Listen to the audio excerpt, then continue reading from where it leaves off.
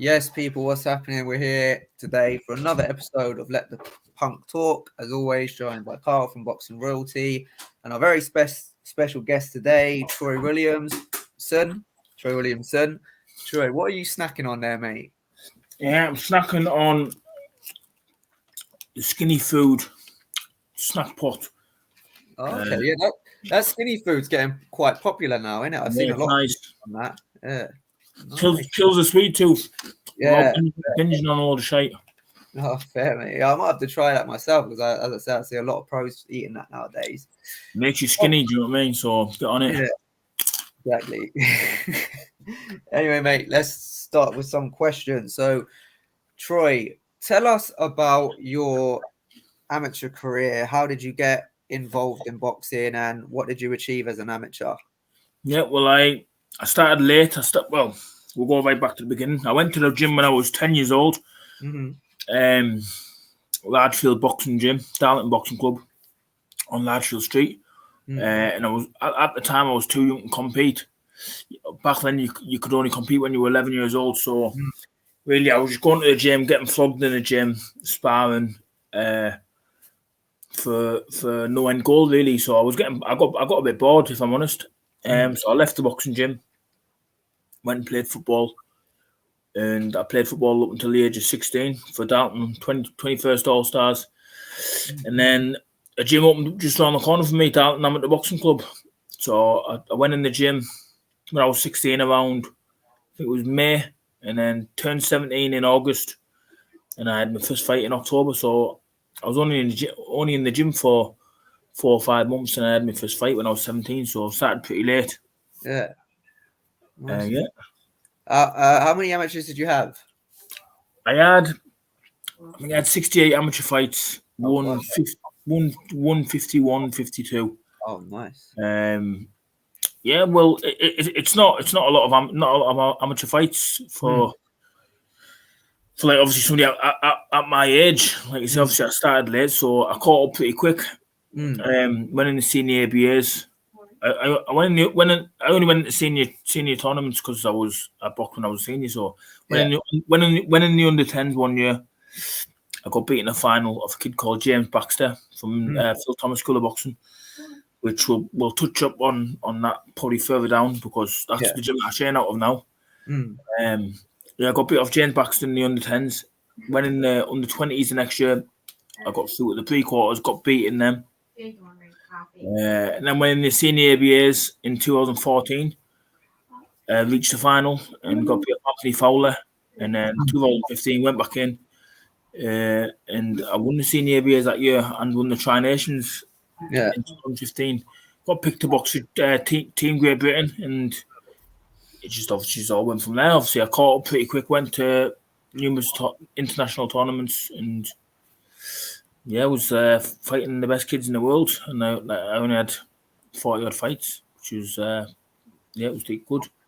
Nice, mate. What was it like being part of Team GB? I hear like a lot of like pranks go on in that squad and all that. What was it like? Did you ever get pranked by anyone? No, I didn't get pranked by no one. There was definitely some pranks that I didn't see get done. It was good. You're surrounded by people on the same journey as yourself. You're surrounded by athletes, whether it's boxing, whether it's athletics. Like I was in the EIS in Sheffield, and it's just athletes, which obviously do all different types of sports. So you're surrounded by like you say, obviously everybody was on the same journey as yourself. So it's good. Nice, man. So when you turned over as a pro, who did you sign with? I signed with, at the time, it was MGM. Okay. And I just signed a management deal. Didn't have no promoter. And then after my first fight, I signed with Frank Warren. Yeah. Okay. So see, I've always had a promoter and a manager. So what's the difference when you just said you didn't have one? What's it like? Like who sorts out everything and so on and so forth? My managers, obviously, I was just like, aside from obviously selling tickets, I was on ticket deal. Yeah. So I was basically selling tickets to pay for my opponent.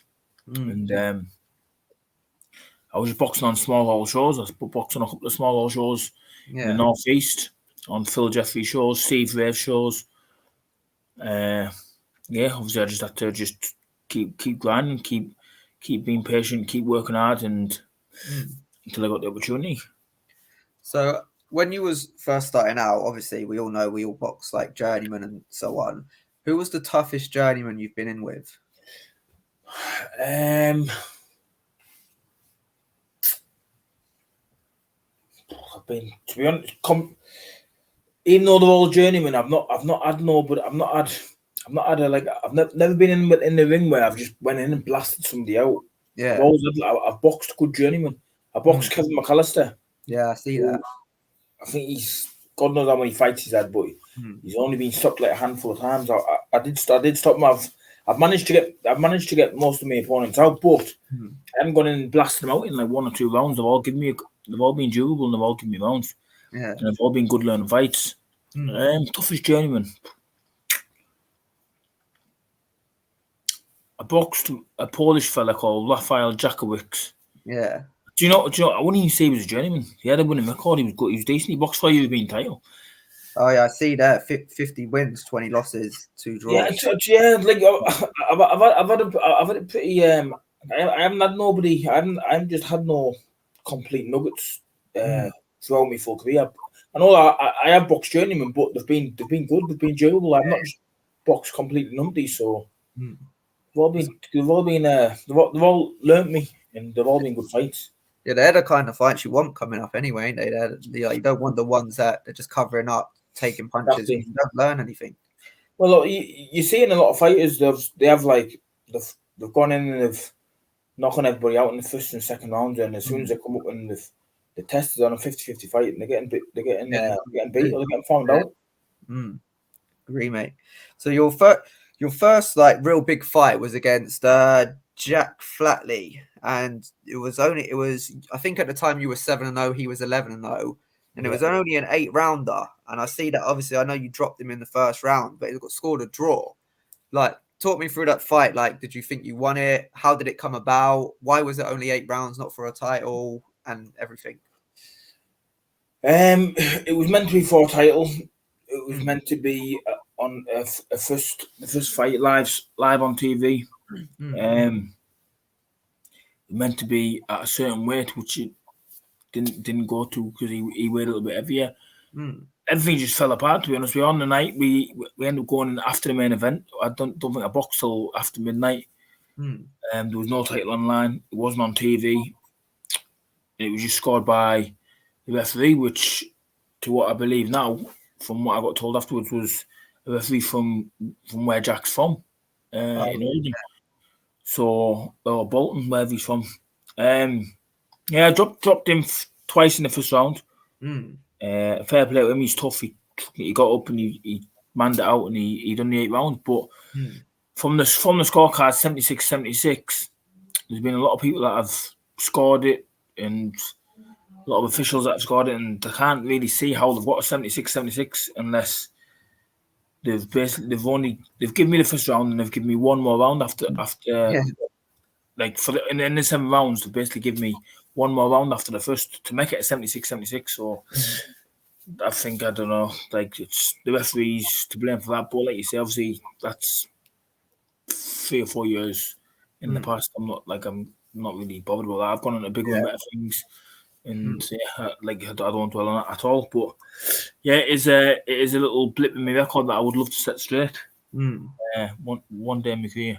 Yeah, well, I'm sure you'll get that fight, especially now with the British title. I'm sure it'd be a great like British dust up. So so quite interesting. It took you quite a while to fight for your first title. It was like 6 years on in your career, and you fought for the IBF European. So speak me through that night and tell us what your first pro title meant for you.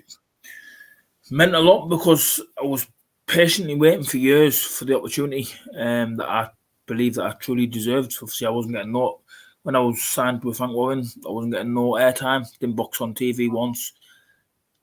From when I boxed for the title, that wasn't even on TV. Really? Yeah, well, it wasn't shown live on BT Sports. A lot of people can't understand it. I can't understand it myself. Yeah, it was mad, to be honest with you. I don't know why, but I just didn't get no airtime. So yeah, obviously a lot of people didn't know. Basically, obviously nobody seen me fight, so they didn't know what to expect. So we'll touch on it again. When I boxed Cheeseman, everyone thought I was going to get wiped out. Everyone would just actually just because nobody seen me box, nobody knew what I was all about. So yeah, it was great to get that first title. I thought from then, that's it now. I've got my first title. Hopefully start getting some big fights, and I'll start getting shown on TV. Yeah, absolutely will, mate. Yeah, still. So did you was it a choice not to go? Because I'm guessing you would box for the Midlands title, if I'm correct. Was it? I'm from up the northeast, not Midlands. Oh, okay. So was it a choice not to go down, obviously, like the English route and all that, or was it just literally, as you just said, you just weren't getting the opportunity, so you jumped in for the IBF? I just wasn't getting no opportunities. It doesn't matter who they've offered me to fight. I've accepted anybody. They could say, doesn't matter who they've offered me to fight. I've said yes. Some big names as well. Some big names abroad. Yes. For whatever reason, they haven't pulled off. But I say, obviously, it doesn't matter who they've offered me. Me and my coach, we had a look at them. Yeah, no problem. We'll take them, and then just happened. So, like you say, obviously, I was just patiently waiting for the opportunity, and then when the opportunity came, we got told it was Dario Sochi. Yep, took it. Yeah, sweet, mate. So, you mentioned Ted Cheeseman. That's probably, arguably, your biggest fight to date. And as you said, you was obviously the underdog. People thought you were just going to get blasted out. So again, talk us through that night, how that fight come about, and what it meant to become British champion, and obviously in a massive stage, televised against a relatively big name in the British scene. So yeah, just talk me through that whole experience. Yeah, well, I boxed Kieran Smith for the final eliminator. I knocked him out in the 6th, I think it was. Again, that was a 50-50 fight. He was 16-0. Tall, tricky southpaw. So yeah, took care of business there, and obviously I knew that was it. Obviously, I'm number one now for the British shot. So I was just waiting. It was just a waiting game then. And obviously, I got mandated by the board to fight him next. So he either fought me or he vacated. Obviously, Ted, like you say, he's 2 times British champion. He's a great fighter. Obviously, he chose to fight me. So there we are. Obviously, I had a lot of self-belief. I knew exactly what I was going to do in there. I knew exactly what I was going to do. I knew I was going to be too big, too strong. And there's interviews. If you look previously, I've said, like, as the fight goes on, when I do catch him, I alert him, and I did say I'd stop him later on, and that's what I got him out there in the 10th. Can I just say, Jack? Sorry, Troy's playing that down massively there, mate. That Kieran Smith fight was a close fight during the rounds. And I don't know if you've seen it, Jack, but the knockout was absolutely brutal. On the ropes, clean, disgusting. And again, the Cheeseman knockout. Yeah, people didn't expect Troy to win. I personally said Troy would win. I've known Troy, But, mate, even the Cheeseman knockout, the uppercut on the ropes, they weren't just stoppages, mate. I had Troy and Cheeseman as fight of the year. Both knockouts were absolutely disgusting. Just wanted to get that in there. Yeah, well, he's already spoke about he gets most of his opponents out of there, so I'm guessing he carries some relatively decent power. So when you was in there with Cheeseman, was it easier than you expected? Because I heard that you beat him quite comfortably, and as Carl said, the knockout was relatively brutal. Was it easier than you expected, or did it just go as just according to plan, like you knew it would? Nah, obviously it's never easy when you're in there. But I just knew it's like the fight went how I expected. I knew it was. I did say again. I said once when it catches fire, like he'll revert back to old tactics and he'll just come around fight. And I played into my hands. He tried to box me up first, and then, like you say, obviously he came and brought the heat, and obviously we exchanged in the middle of the ring for as long as it lasted. And yeah, obviously when I started to push him back and started getting my second wind, I just knew. Obviously, I felt him getting weaker, and I was getting stronger, and that was it. Nice one, man. So you, I think quite quickly after that fight, you left your promoter Frank Warren. What was the, if you don't mind talking about it, what was the reasoning behind that? Well, obviously, me and my team weren't really happy with all the approach to the fight, because obviously the fight went to Perspids, and from what I believe, Frank didn't even put a bid in. Oh, really? So, like, for me, in my opinion, like, he had no confidence. Yeah. Because previous to that, Denzel Bentley boxed Felix Cash for the British, and that was on a Queensbury show. So Frank Warren won the first bid there. So he's obviously put a bid in. So when I boxed Cheeseman, I heard he didn't even put a bid in. So he must not have had no confidence. He must have thought I was going to get beat. Yeah. I had close friends that thought I was going to get beat, and I've heard that from other close friends. Yeah. You know what I mean? So there was a lot of people doubting me, but obviously I had a lot of self-belief. I knew what was going to happen, and obviously my team obviously believed in me, and that's all that matters. Yeah, exactly. Well, you proved all the doubters wrong, mate. So they can all eat their words now. So, who have you signed with now? So I'm signed with Portbellum. Okay, and so what was the reasoning? Like, why Portbellum? They offered the best contract. Offered the best contract. Obviously, you've seen everything that's going on at the minute. So, but yeah, I believe that Portbellum have got a lot of faith in me, and I've got a lot of faith in them, and I think they're going to be the leading promoters in years to come, and I think they're going to elevate me to the next stage in my career. All right, fair enough, mate. So, kind of like a double question, if you can talk about it, what's like next for you, and how far do you believe you can go? Well, I'm just waiting on a date at the minute. Obviously, from what you might have seen, JJ Metcalf's been mandated. Well, the board have ordered me to fight JJ Metcalf next. Yeah. I'm sure that goes to Perspids July the 13th, and that fight has to take place before November 22nd. So just waiting for a date at the minute, but I'd like to be out in August time, and then maybe that happen in October, November. Is that another massive domestic showdown? Yeah, that'd be a great fight, you and JJ Metcalf. I'll look forward to that. Yeah. Big time. So there was one more question I wanted to ask, and it's just gone out my head now. Mate, I've just completely lost that question. So yeah, mate, I just that's all from me. I'll hand you over to Carl, and I'm sure he's got some questions for you. Yeah. I could sit here all night and ask you questions, Troy. You know that, mate. Yeah. There's a couple of big fights. Obviously, I wanted to speak more about Kieran Smith, but when you speak about the offer that came in from Probellum, did Eddie Hearn come to you after that fight with Cheeseman? Because everyone would have thought that's an eye opener. Like you say, people around you didn't think you'd win. The people close to you did, although some didn't. Did Eddie Hearn come to you that night and speak to you, or? He came up to me the morning after I was having breakfast. Some breakfast with my missus, and he came up to me then. He just said, "Well done. I didn't expect that from you." And again, I just said, "Well, it's because obviously nobody seen me box. I've not had the publicity that I truly believe I deserved. I've not had no airtime, so nobody's seen me fight. So that's why a lot of people were writing me off." And he just said he'll be in touch. That's all. That's all I know. It's mental, mate. Honestly, we talk about that Cheeseman fight. Like, we did a podcast with another guy, and we spoke about fight of the years. And that fight was it was so ding dong battle. But like you said, you could see after 6-7 rounds, Ted started taking more shots, and when you was hitting him, he was falling back a bit more. And I kind of was sitting there, I was thinking he's going to stop him. But then there was another fight that you had, your most recent fight with Mason Cartwright. And it was kind of roles reversed, wasn't it? Because everyone looked at him and thought, "Oh, Troy should blow him out." And obviously, not to be, he dropped you, didn't he? How was that, the dropping? The first time you've ever been dropped. How did that feel? An eye opener. Strange. 1 minute I'm stood in front of him, next minute I'm looking at the cameras, thinking, "Fucking hell, what am I doing here? Best get up." And the fight going on from there, in that fight, I think I had you winning. I had it 8-4 to you.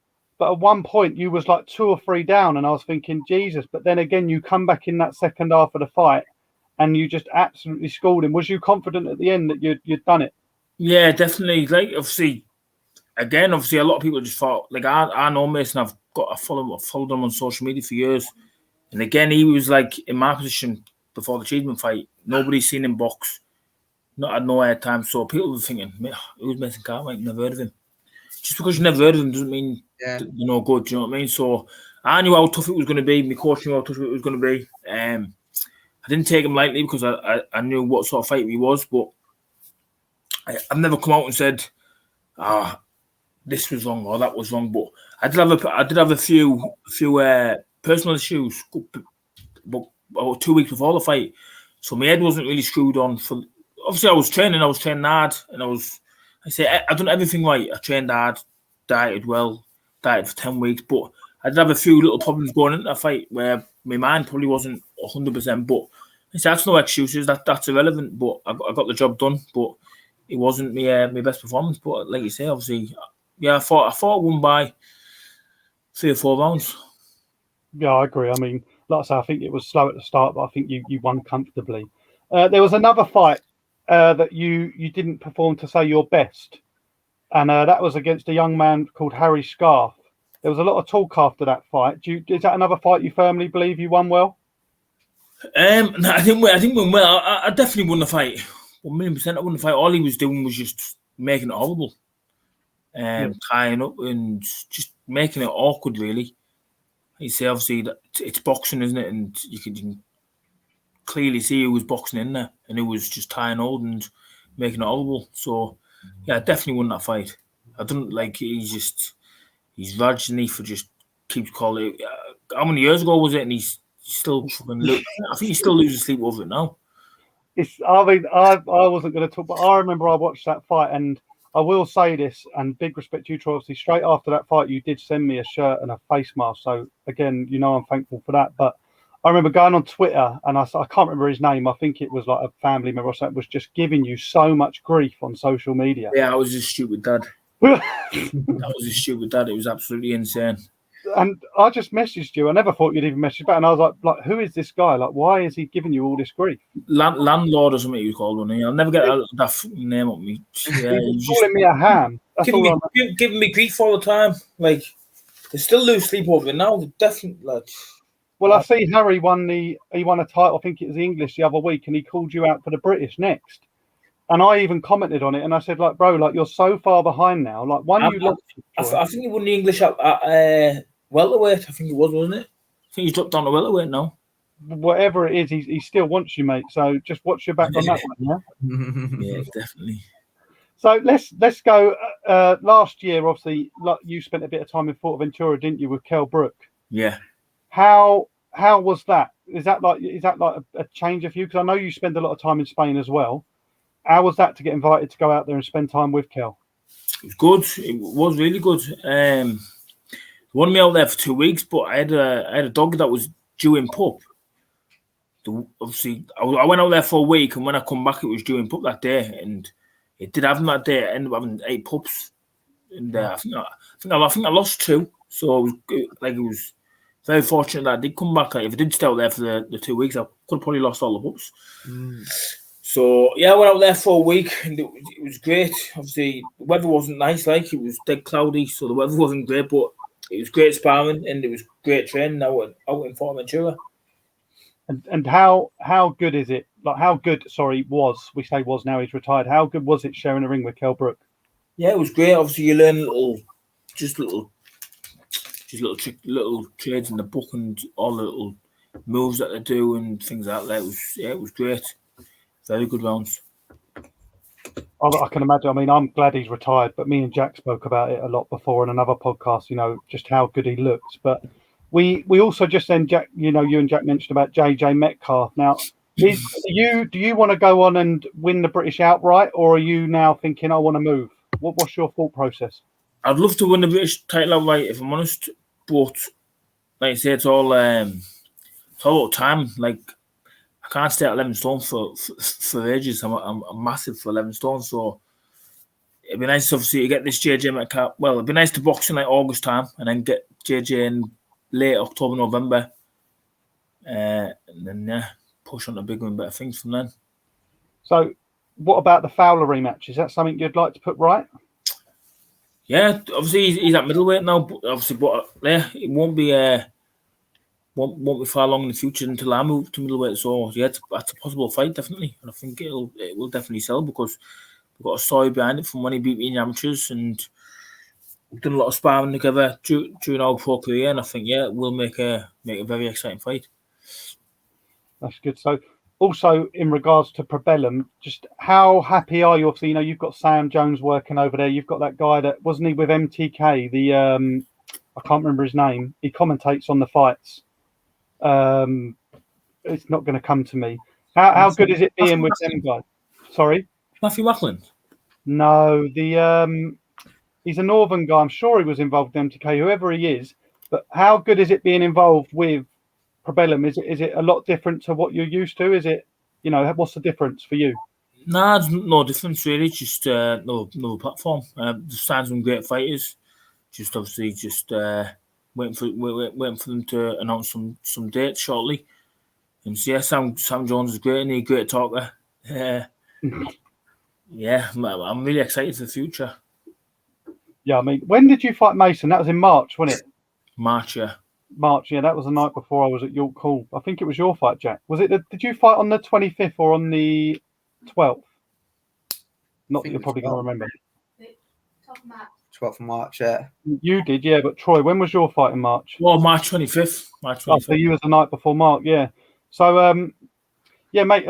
I like I said, I could go on for hours with you here, but I don't want to. It's getting late. Just thank you for coming on and agreeing to coming on with us. But actually, sorry, there is one thing. Yeah. I don't know if you know Jack here. He's got a massive rematch in July. He's fighting a guy called Paul Roberts for the Southern Area title. What weight? Super flyweight. You're big for super flyweight. Yeah, a couple people say that to me. Must be sat close to the camera.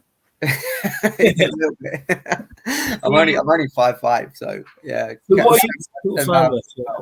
So you're 6 weeks out, Jack. How heavy are you now? You said you're not too far up, are you? I'm about just under 59 at the moment. What's super flyweight then? 51?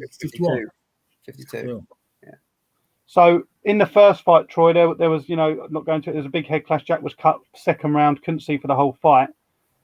Just any advice, wishes, or anything like that you can give to Jack that might help him in this camp? Say that, mate. We're off there. Anything that you can give advice-wise to Jack for, what is his biggest fight? Yeah, how did the first fight go? It cut off there. I couldn't hear. How did the first fight go? Go on, Jack. You can explain it. Yeah, mate. It was just like a brutal 10-round war. I had 3 cuts. One was in the second round above my eye. I had blood going into my eye. Then I'm not sure when the second one happened, but it was in the same place, just a bit higher up. So I had more blood going into my eye. And then I had one on the back of my head as well. So I was just covered in blood. And we were just going at it, literally an all-out war for 10 rounds. I thought it was close. You can't argue either way. Yeah. I thought I did enough to win it, but it was a draw in the end. You did win it. He did win it. I'll say it. I had him up by 2. I'm gonna put it in me thing now, just so I remember what. Oh, nice one, mate. Who did you box? I'm gonna stick it on after here. Paul Roberts. I've got the link, but for some reason on YouTube, you need to have the link to watch it. So I'll send you the link. Yeah, I'll send you the link, mate. Yeah, 12th of March was it? Yeah, 12th of March. Yeah, I'll stick that on after. I'll stick that on after. Sweet, mate. It was a war, and so I remember we love and know me. No, I wish I didn't have to have any wars. Well, mate, honestly, the worst thing about it was me and Jack did a few podcasts leading up to the fight, and I asked him the week before, "Have you ever been cut in a fight?" It was only from an elbow, and that was late in the fight. And after 2 rounds, he sat down in his corner, and I've seen this Cutsman jump in the ring, and then you just see this blood. And it was hard for Jack because he couldn't jab, he couldn't, he had to just jump in. Yeah. He's a bit like you, mate. You like getting them back on the ropes and moving in. Mate, you should come. You're cool. I know it's about a 24-hour drive for you. When's the date? 23rd of July. 23rd of July. Yeah. I'll see if I've what show is that on? Steve Goodwin. Steve Goodwin, yeah.